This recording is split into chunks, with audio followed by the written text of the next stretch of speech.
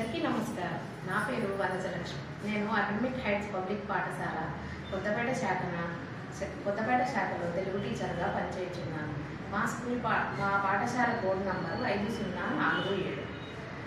నేను ఈ పాఠశాలలో 6 సంవత్సరాలుగా పనిచేస్తున్నాను. ఈరోజు ద్రోణాచార్య అవార్డు ప్యానల్ వారు నాకు అందించిన ఈ చక్కటి అవకాశాన్ని నేను చక్కగా వినియోగించుకోవాలనుకుంటున్నాను. నా యొక్క ఉపాధ్యాయ వృత్తి గురించి నేను చెప్పుకోవాలనుకుంటున్నాను. నేను ఎలాంటి వృత్తిలో గర్వపడేటటువంటి వృత్తిలో ఉన్నానో తెలియజేయాలనుకుంటున్నాను. ఈరోజు నా పిల్లలకు మనము చదువు నేర్పిస్తున్నాము అంటే, ఈరోజు తరగతి గదిలోకి ఉపాధ్యాయురాలు వస్తున్నారు అంటే తరగతి గదిలోకి ఏదో కొత్త విషయాన్ని తీసుకొస్తున్నారు, ఉపాధ్యాయురాలు మనకు కొత్తగా చెప్పడానికి తయారయ్యి వస్తున్నారు మన దగ్గరకు అని పిల్లలు అత్యుత్సాహంతో మన కోసం ఎదురు చూస్తూ ఉండేలాగా పిల్లల్ని మనం మార్చుకోవాలి.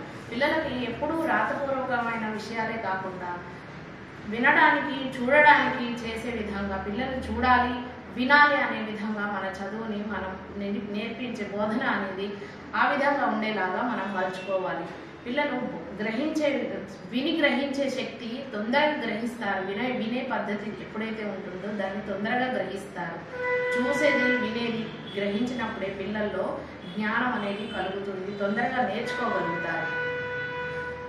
ఇటువంటి వాటిల్లో మన బోధన అనేది టీఎల్ఎంస్ తయారు చేసి చూపించడంలోనూ, సృజనాత్మకమైన విషయాలని తయారు చేయించడంలోనూ, తరగతి గదిలో ప్రదర్శించడం, రోల్ ప్లేలు, క్విజ్ పోటీలు, వక్తృత్వ పోటీలు చేయించడం, వాళ్ళకి మంచి విషయాలను నేర్పించడం, పురాణాలు, రామాయణ గాథలు వంటి వాటిని నేర్పించడం వంటి వాటి వల్ల కూడా పిల్లల్లో జ్ఞానాన్ని మనము నింపగలుగుతాం, జ్ఞానాన్ని అభివృద్ధి చేయగలుగుతాం.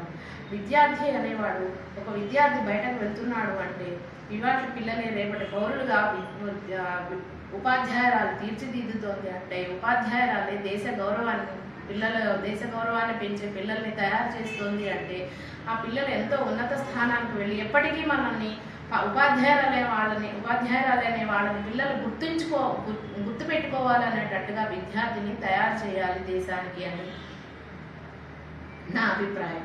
ఇంత చక్కటి అవకాశాన్ని ఇచ్చినటువంటి ద్రోణాచార్య అవార్డు ప్యానల్ వారికి మనఃపూర్వక నమస్కారములు, ధన్యవాదాలు.